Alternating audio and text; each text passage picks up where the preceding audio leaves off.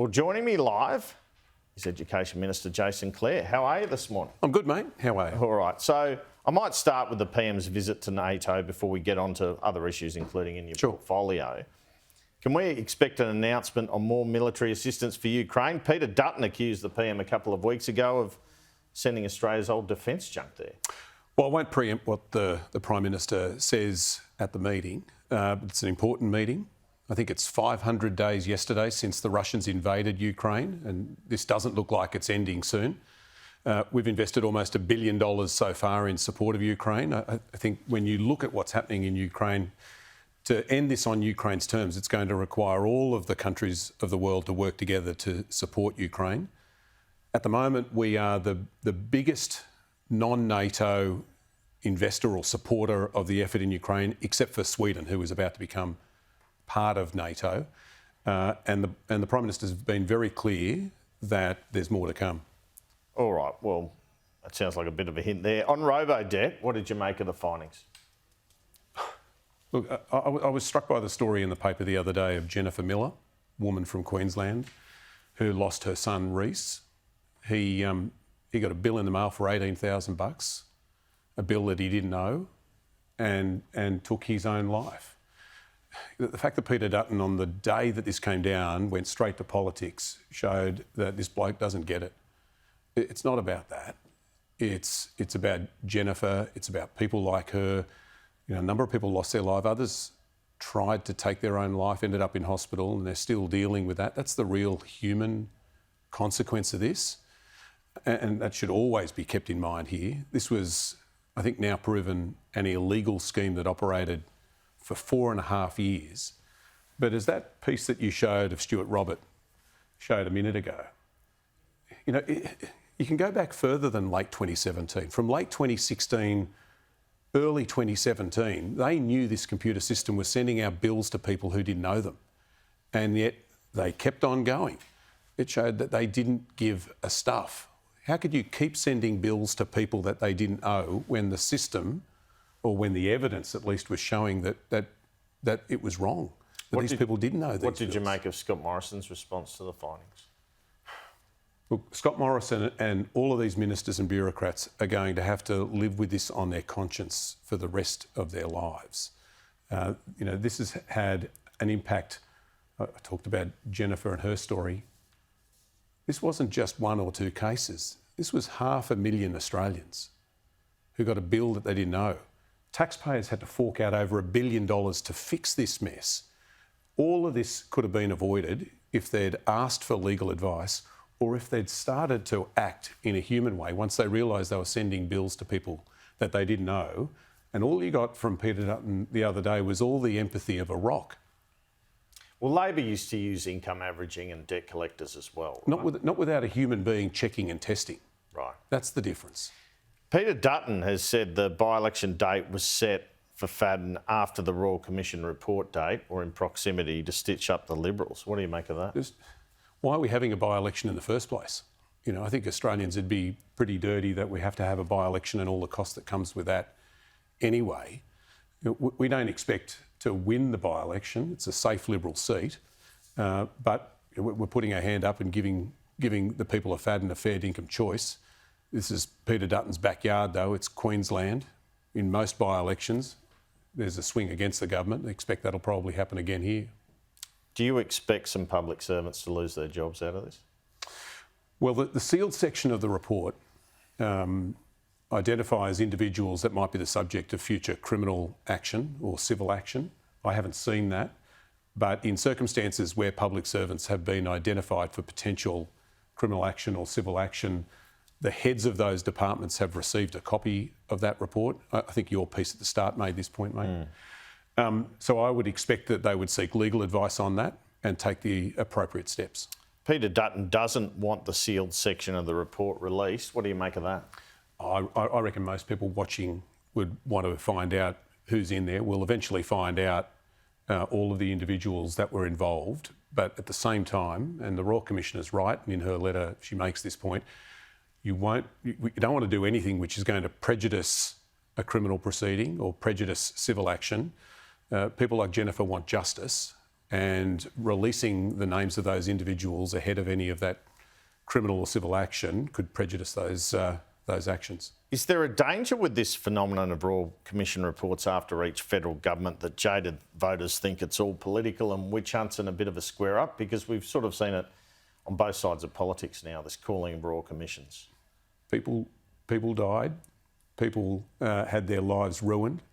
You've got an eminent judge who examined this, found that 500,000 people were sent bills they didn't owe.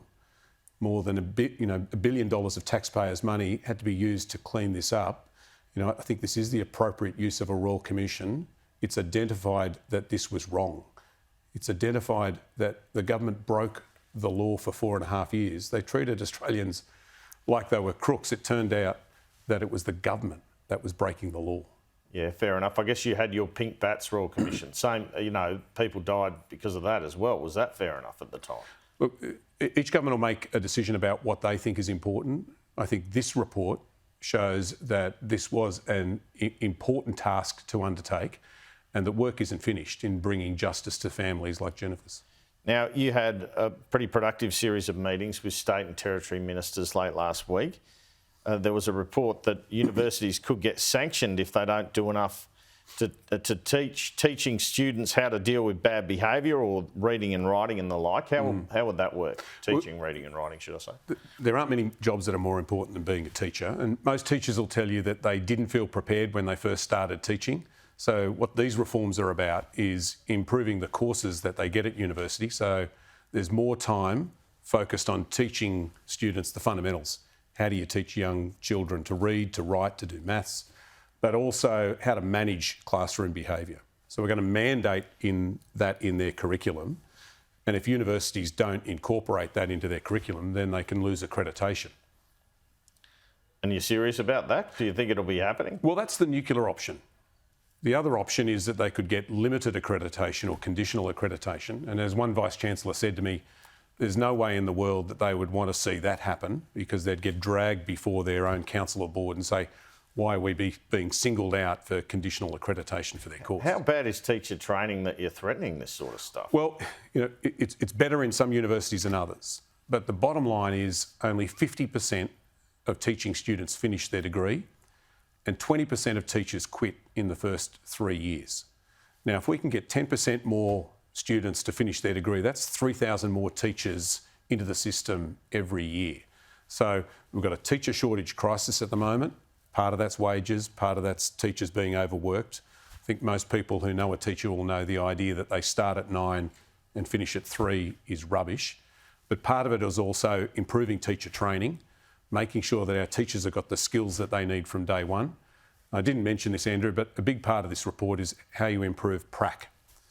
Like nursing, teaching students spend a lot of time in the classroom. Well, nurses don't spend time in the classroom, they spend time in hospitals, but a lot of time learning the art of the job before they're qualified. And a lot of teaching students tell us that prac is not up to scratch. So we've got to fix that too. There's also been an agreement, or seems to be an agreement coming on artificial intelligence in the classroom. Talk us through that. Yeah, well, you and I are old enough to remember people knocking on the door selling encyclopedias when we were kids. Yeah. I guess, yeah. All of that. You don't have to mention how old we are, but anyway. I reckon people know by just having a look at the grey hair, in my case at least. That got blown away by the internet and all of that. This is the artificial intelligence, ChatGPT, GPT-4, this is the next level. This is being able to use the internet to create content for yourself. Non-government schools are using it at the moment. Government schools aren't. They've banned it at the moment. But this is the sort of thing that students are going to need to learn how to use properly. You can't just put it away and assume that students won't use it. But at the same time, I want to make sure that students are getting the marks they deserve and can't use it to cheat. I also want to make sure that privacy is protected. The last thing we want is our children on ChatGPT putting things in, and then in the afternoon they get an ad on TikTok or on Snapchat based on the information they put in. So ministers talked about this. We've developed a draft framework about how this could be rolled out in schools next year, and we'll put that out in the next couple of weeks to get feedback from teachers and principals and parents and students. So how would it be used, or how is it being used in non-government schools? Because that might give us an example. Yeah, well, they're using it for classroom assessments, for example. And one of the things that this framework says is we might need to change the way in which we examine students, in which we assess students, so that we make sure that we're measuring what students are learning and they can't use this to sort of bluff the system. Sure, and there'll now be a uniform ban on mobile phones in the classroom with Queensland coming on board. How important was this for you to get over the line? Well,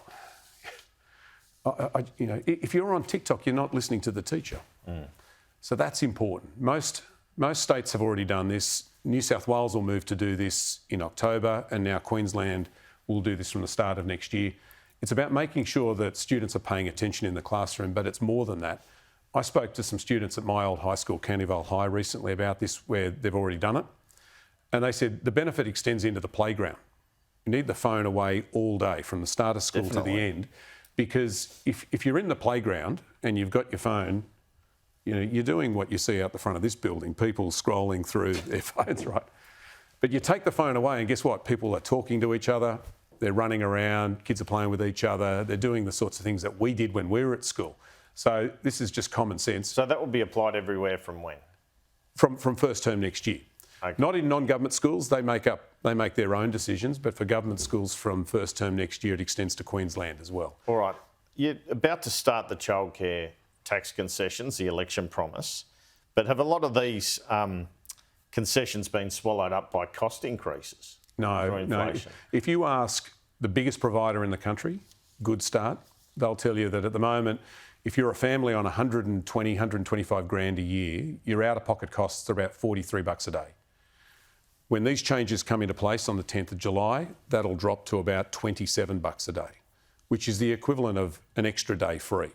So that's a good thing, but there are cost pressures here. The ACCC put out a report that we commissioned recently, which said that over the last 4 years, prices have gone up by more than inflation, that the for-profit providers are more expensive than the not-for-profit providers, that the big centres are more expensive than the small centres. And they've also showed that over the last 4 years, the number of centres charging above the cap has doubled. So these are the sorts of things the ACCC are looking at who's jacking up prices now, whether there's rogue providers that are doing the wrong thing. And we'll get a report in September from the ACCC recommending draft ideas about what further action we need to take. Okay, and just finally, I have Greens MP Max Chandler-Mather joining me shortly. Do you have a message to him on the Greens on their criticism of your Housing Future Fund? Look, we have a tough situation for housing at the moment. Whether you're trying to buy or whether you're renting, things are tough at the moment. The housing, you know, their criticism of the Housing Future Fund is they say it'll make a bad situation worse. That's wrong. It'll make a bad situation a bit better. It'll build another 30,000 homes. I get that they don't think it's perfect, but it will help. And don't stand in the way of a program that'll help to build more homes for people who need it. Homeless Aussies, women and children fleeing domestic violence, teachers and nurses. You know, part of the scheme is building affordable rental housing for frontline workers as well. Don't make the perfect the enemy of the good here. I get that the Libs won't support this. They've never supported public housing. But if the Greens are serious here about making a positive contribution to put a roof over the head of more Aussies who need it, stop with the politics and play a helpful role here to get a scheme rolling out that's going to build more houses for Aussies who desperately need it. Jason Clare, many thanks for your time this morning. Good on you. Thanks, mate.